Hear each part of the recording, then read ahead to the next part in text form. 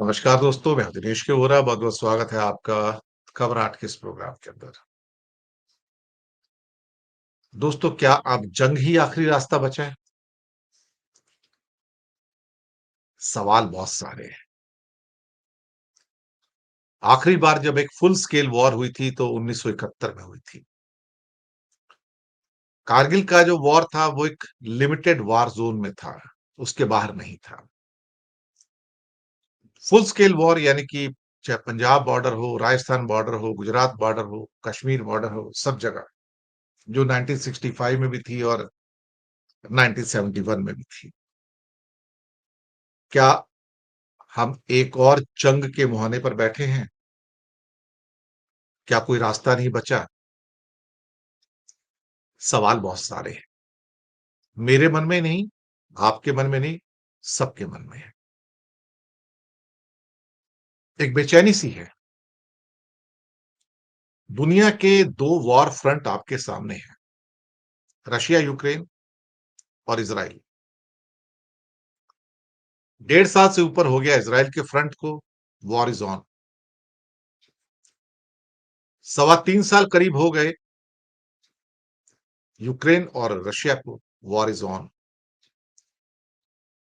एक चीज तो कंक्लूसिवली हम कह सकते हैं कि अब वॉर शुरू होती है, खत्म नहीं होती। एक वक्त हुआ करता था जब जंग शुरू होने के बाद बंद भी हो जाया करती थी। अब बंद नहीं होती है। अब बीच में छोटे छोटे इंटरवल आते हैं, फिर ड्रोन्स आते हैं, फिर मिसाइलें आती हैं, फिर लहूलुहान करती हैं, और धीरे धीरे एक मुल्क विनाश की ओर चला जाता है। हमने रशिया को ब्लीड करते देखा, हमने यूक्रेन को ब्लीड करते देखा, और वहां पे लाखों लोगों को मरते हुए देखा, चाहे आर्म फोर्सेस के लोग थे या सिविलियंस थे। हमने इसराइल में भी हमास के अटैक में 1200 से ज्यादा लोगों को मरते हुए देखा, और फिर इन टर्न हमने गाजा को भी मिट्टी में मिलते हुए देखा। 50,000 से ज्यादा लोग वहां मारे गए, और अभी भी रोज खबर आएगी 20 मरे, 30 मरे, 50 मरे, 40 मरे। Just a number. मौत एक नंबर है सिर्फ। लेकिन इस सिलसिले रुकते नहीं है ये। अब सवाल ये पैदा होता है कि क्या तीसरा मोर्चा खुलने जा रहा है, भारत और पाकिस्तान? और अगर ये मोर्चा खुलता है तो फिर दो एटॉमिक पावर के बीच में मोर्चा खुलेगा, और स्टेट ऑफ डेस्पिरेशन के अंदर कोई एटॉमिक पावर यूज भी कर सकता है। इंडिया सिग्नेटरी है नो फर्स्ट यूज, हम पहले इस्तेमाल नहीं करेंगे। Pakistan is not a signatory to the no first use. वो कहते हैं कि हमें जरूरत पड़ेगी तो हम इस्तेमाल करेंगे, हम पहले इस्तेमाल करेंगे, वो कहते हैं। अच्छी बात है, करना कर ले। फिर उसके दुष्परिणाम भी हैं। उन दुष्परिणामों में सबसे बड़ा ये है कि अगर पाकिस्तान अपने जो भी 200-250 बॉम्ब है सबका इस्तेमाल कर लेगा, तो भी उसमें एक चौथाई इंडिया बर्बाद नहीं होगा। एक चौथाई भी बर्बाद नहीं होगा। 32 लाख स्क्वायर किलोमीटर है, इतना बड़ा देश। हजारों परमाणु बम चाहिए होंगे बर्बाद करने को, हजारों। और इनके पास इतने हैं नहीं ना। लेकिन हाँ, इंडिया के पास जितने हैं उतने में पाकिस्तान जरूर बर्बाद हो जाएगा, ये भी तय है। सब धुआं धुआं, मिट्टी मिट्टी। बर्बादी तो होगी दोनों तरफ। पर ये डर दिखा के कि हमारे पास एटम बम में हम गिरा सकते हैं, तो भाई गिरा लो। अगर इतनी हसरत बाकी है जनरल मुनीर की, शहबाज शरीफ की, ख्वाजा आसिफ जो डिफेंस मिनिस्टर है, तो गिरा लो। रोज धमकी देते हो उठ के कि हमारे पास एटम बम है, तो कर लो, यूज कर लो। किसने मना किया है? लेकिन उसके बाद फिर अपने मुल्क को भी धुआं-धुआं होते देख लीजिएगा। ये भी तो एक सच है। क्योंकि फिर आपकी जो वॉर होने जा रही है, एक बड़े मुल्क से होने जा रही है ना फिर। और ऐसा तो है नहीं 1971 में हम थोड़े कमज़ोर ज़रूर थे, लेकिन अब तो हम बहुत पावरफुल हैं। दुनिया की चौथी बड़ी आर्मी है भई इंडिया की। अमेरिका, रशिया, चाइना के बाद। पावरफुल आर्मी है। अच्छा खासा बजट है। पाकिस्तान का जितना कंट्री का बजट है, उससे कहीं ज़्यादा इंडिया की आर्मी का बजट है। और अब जो ताज़ा हालात हैं कि ईस्टर्न कमांड से हमारा एयर फोर्स की जो सारे इक्विपमेंट्स वगैरह हैं या इंक्लूडिंग हवाई जहाज़ वगैरह भी, वो सेंट्रल कमांड में ले आए गए हैं सारे के सारे। नेवी के फ्रिगेट्स और सारे जहाज और एयरक्राफ्ट कैरियर आईएनएस विक्रांत समुद्र में उतर गए हैं और प्रैक्टिस कर रहे हैं, मिसाइल छोड़ के। मिग 29 को, जो कि बेसिकली नेवल वर्जन होता है, उनको एयरक्राफ्ट कैरियर के तौर पर तैनात कर दिया गया है। एयरफोर्स की जो सॉर्टीज हैं, वो नाइट में मध्य प्रदेश के अंदर, सेंट्रल इंडिया के अंदर कहीं पर उनकी प्रैक्टिस पूरी वॉर टाइम की चालू है इस टाइम। और नॉर्थ कश्मीर के अंदर भी चालू है पूरी की पूरी। इंडियन आर्मी चीफ भी कश्मीर में है। एयरफोर्स, आर्मी, नेवी तीनों एक्टिवेटेड है। ध्रुव हेलीकॉप्टर, मैं हमेशा बात करता आ रहा था, 330 हेलीकॉप्टर जो ग्राउंडेड थे, फिर से उड़ पड़े हैं रात को। कल उनकी उड़ान शुरू हो गई है। तो all 330 have been activated. All 330 are flying right now. थोड़े बहुत खतरे हैं, लेकिन हालात ऐसे हैं कि आप उनको ग्राउंडेड नहीं रख सकते इस टाइम।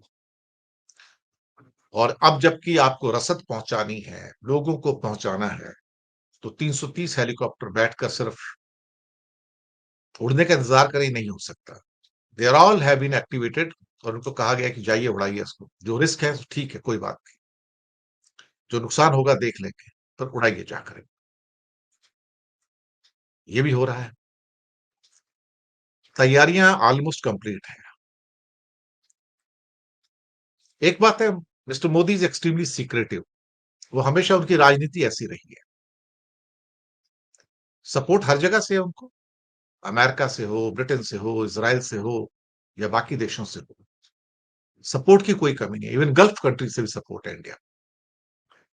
सो पाकिस्तान इस पर वीक है सपोर्ट में। और साथ ही में उनकी अपनी जो मीटिंग्स हैं, जो जिस किस्म के वहां से वक्तव्य निकल कर आ रहे हैं, जिसमें डिप्टी प्राइम मिनिस्टर इशाक डार ने आतंकवादियों को फ्रीडम फाइटर कह दिया। ये चीजें निकल कर आ रही है ना। आप, जो आतंकवादी हैं, जो हत्यारे हैं, उनको फ्रीडम फाइटर कैसे कह सकते हैं? अगर जंग होगी तो जंग इस बार फाइटर एयरक्राफ्ट के साथ साथ जो रॉकेट फोर्स है उसकी भी होगी। मिसाइल्स, इस बार सबसे अधिक मिसाइल्स का और ड्रोन्स का इस्तेमाल होगा। हो सकता है फाइटर एयरप्लेन्स का इस्तेमाल कम हो या लिमिटेड मात्रा में हो, लेकिन मिसाइल्स का, ड्रोन्स का इस्तेमाल भरपूर मात्रा में होगा।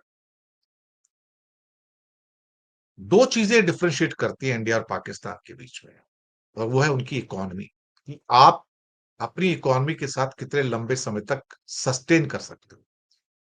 तो इंडिया की इकोनॉमी इस मामले में काफी स्ट्रांग है, काफी लंबे टाइम तक सस्टेन वॉर को कर सकती है, बहुत आराम से। लेकिन पाकिस्तान की इकोनॉमी क्या 3 महीने भी सस्टेन कर पाएगी? क्योंकि वॉर तो लंबी चलेगी, अब ये छोटी वॉर नहीं है।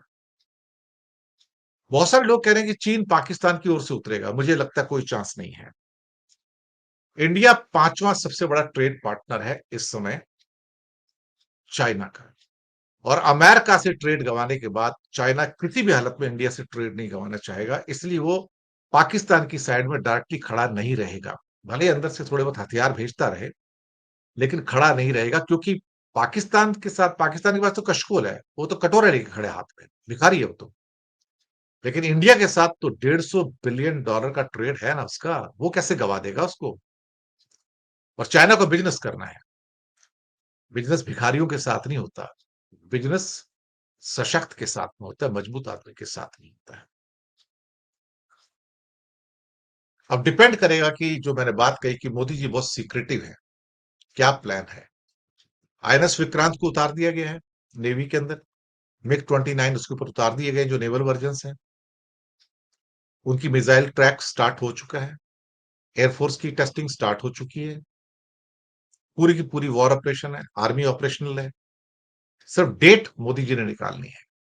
क्या करना है, कैसे करना है, हमें कुछ नहीं पता क्या होगा क्या नहीं होगा। हम सिर्फ अनुमान लगा सकते हैं, पर कुछ होगा। इस बात का एक अंदाजा है, कुछ होगा। होगा तो बड़ा ही होगा। बाकी जो प्रतिबंध लगाए हैं, इंडस वाटर ट्रीटी और सब चीजें, वो तो ठीक है। उनको तो लागू होते होते कई साल लगेंगे। पर हाँ, एक चर्चा और भी करना चाहूंगा कि जूस लॉबी इंडिया के साथ खड़ी है इस बार। ये एक क्वालिटेटिव डिफरेंस है। पूरा इसराइल और अमेरिका में, अमेरिका तो जूस के द्वारा ही रूल किया जाता है, तो पूरे के पूरे जूस लॉबी जो इंडिया के साथ खड़ी है, पूरी ताकत के साथ।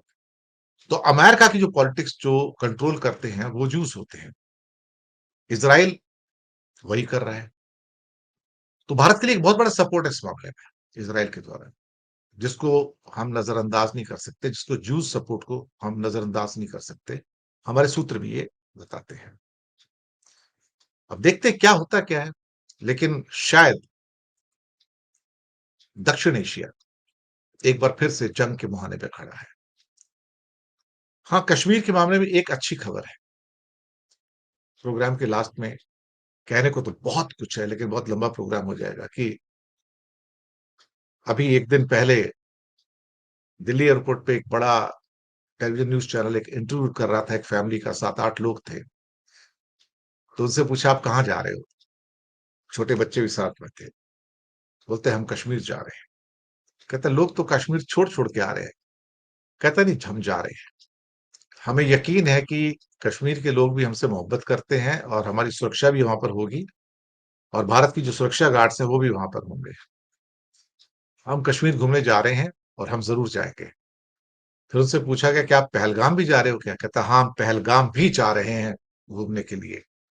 जहां लोग छोड़ छोड़ के आ रहे हैं वहां जा रहे हैं, क्योंकि हमें पूरा यकीन है कि ये लोग हमारी रक्षा करेंगे और कोई ऐसी बात नहीं होगी जिससे हमें तकलीफ हो। ये शायद इस बात का यकीन है कि हम हिंदुस्तानी हैं। इस बात का यकीन है कि हिंदुस्तान के लोग चाहे कश्मीर में बसते हो कहीं और हो, वो आपका साथ देने को तैयार है। ये खुशनुमा न्यूज थी, इसका भी फैलाना बहुत जरूरी है।